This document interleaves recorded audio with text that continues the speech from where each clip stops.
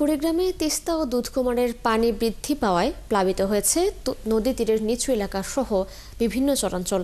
বুধবার থেকে অবিরাম বৃষ্টি ও উজানের ঢলে নদ নদীর পানি বাড়ছে, তবে এখনও বিপদসীমার নিচে রয়েছে। আর পানি বাড়ায় তলিয়ে গেছে আমন ক্ষেত সহ বিভিন্ন ফসল। এতে ক্ষতির মুখে পড়ছে চরাঞ্চলের কৃষকরা। এদিকে টানা বৃষ্টিতে অনেক জায়গায় পানি জমে যাওয়ায় দুর্ভোগ বেড়েছে, ভোগান্তিতে পড়েছেন এলাকার মানুষ। দর্শক, কুড়িগ্রামের বন্যা পরিস্থিতি জানাতে যুক্ত হচ্ছেন সহকর্মী রাজু মুস্তাফিজ।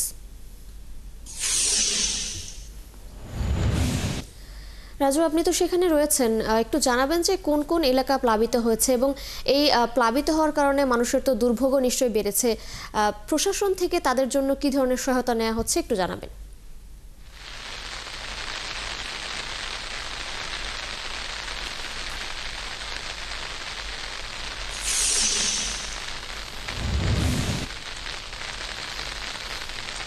ধন্যবাদ তৃষা আপনাকে। আসলে কুড়িগ্রামে অবিরাম বৃষ্টি এবং পাহাড়ি ঢলের কারণে কুড়িগ্রামের যে বন্যা অবস্থা সৃষ্টি হয়েছে, আসলে এখানে এইতে নদ তিস্তা এবং ধরলা, ব্রহ্মপুত্র সহ সবগুলি নদ নদীগুলোর পানি বেড়েছে।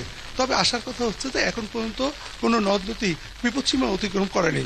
তিস্তা নদী এবং দুধকুমার নদীর পানি বিপদসীমার সামান্য নিচ দিয়ে প্রবাহিত হওয়ার কারণে যে নিম্নাঞ্চলগুলো রয়েছে, এতে নিম্নাঞ্চলের রোপা আমন এগুলো প্লাবিত হয়েছে।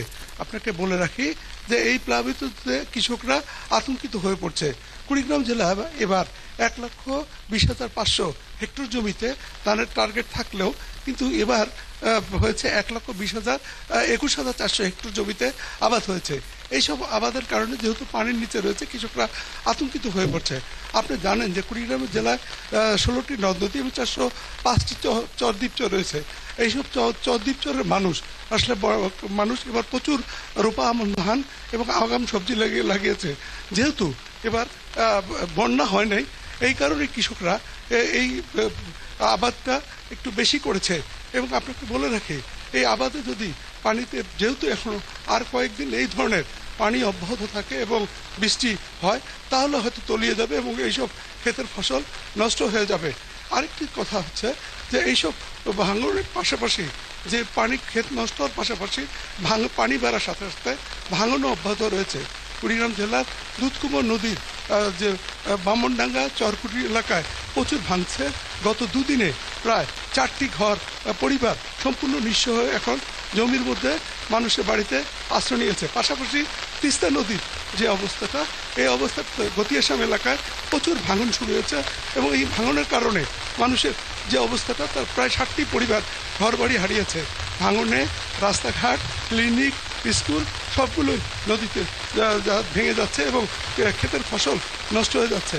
আপনাকে বলে রাখি যে আসলে আমাকে পানি উন্নয়ন বোর্ডের নির্বাহী কর্মকর্তা রাকিবুল হাসান আমাকে বলেছেন যে আসলে যদি তিস্তা, ধরলা, ব্রহ্মপুত্র এরকম বৃষ্টি এবং পাহাড়ি ঢল থাকে সমান্তরালভাবে, এই 3টি নদী কয়েকদিনের মধ্যে পানি বিপদসীমার উপর দিয়ে যাবে। তিনি স্বীকার করেছেন আসলে জেলার বিভিন্ন এলাকায় ভাঙন চলছে।